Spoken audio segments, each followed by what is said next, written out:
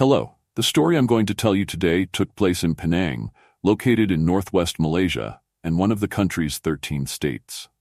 Penang borders the Strait of Malacca and is divided into two parts, Penang Island and Seberang Perai Province. Penang's economy primarily relies on tourism and electronics manufacturing. The area is known as the Emerald of the Indian Ocean and the Silicon Valley of the East. On the southern part of Penang Island lies a small town called Batu Mal. This is a fishing port where fishermen come ashore daily to unload their catch and distribute it throughout the country.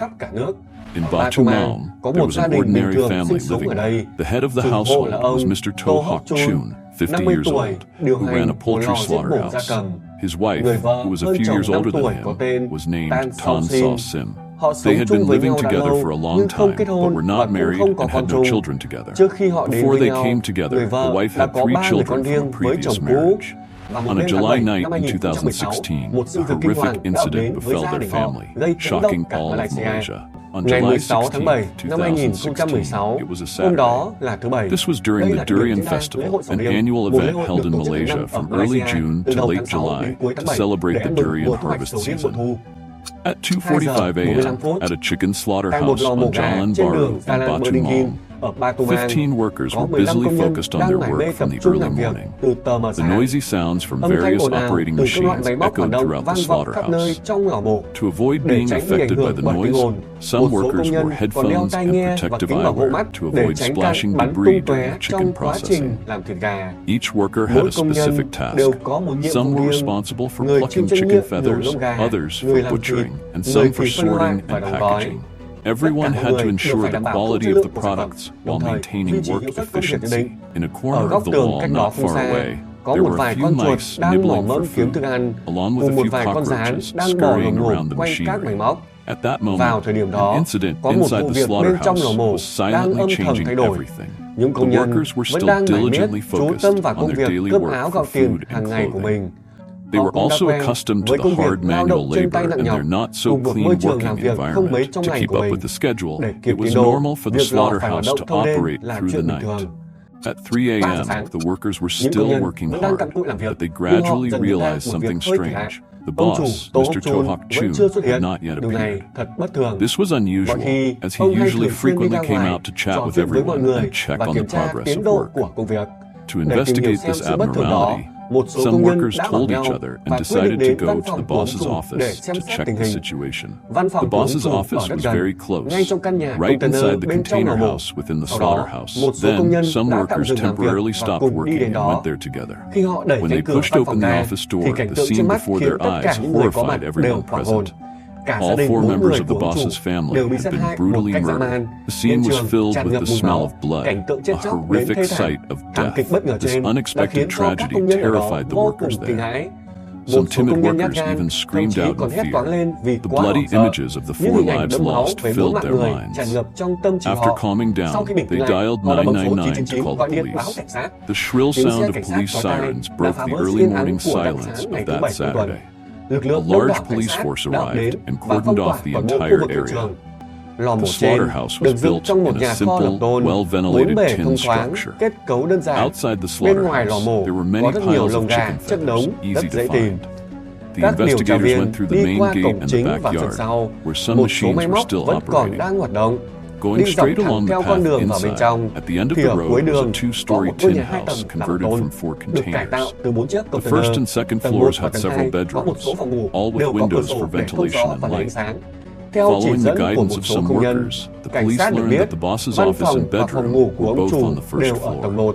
Behind the blue and red tin walls, the investigators entered the house.